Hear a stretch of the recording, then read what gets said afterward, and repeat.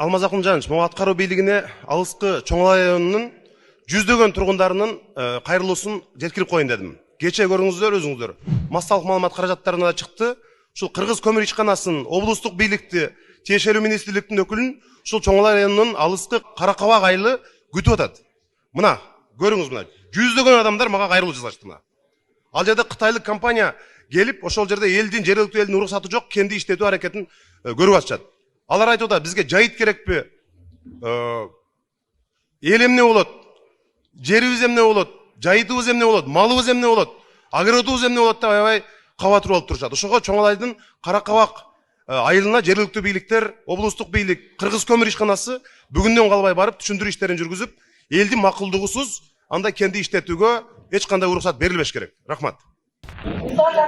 Урматтуу Чоң Ала районунун Карабак айылынын тургундары, сиздердин кайрылууңуздарды катты алдым.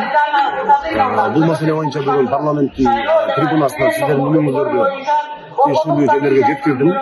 Кыргыз көмүр ишканасынын жетекчиси дароо байланышып, ишти көзөмөлгө алган элдин үнүн сөзсүз түрдө эске аларын айтты. Ошондой дагы күч органдарына дагы кайрылуу жасайбыз. Кечээ ушу Элеман Карымшаковдун YouTube каналынан дагы көргөнмүн. Бул иш боюнча сөзсүз түрдө сиздердин кызыкчылыгыңыздарды максималдуу колуңуздан келишинче коргогонго аракет кылабыз. Жакшы болуңуздар.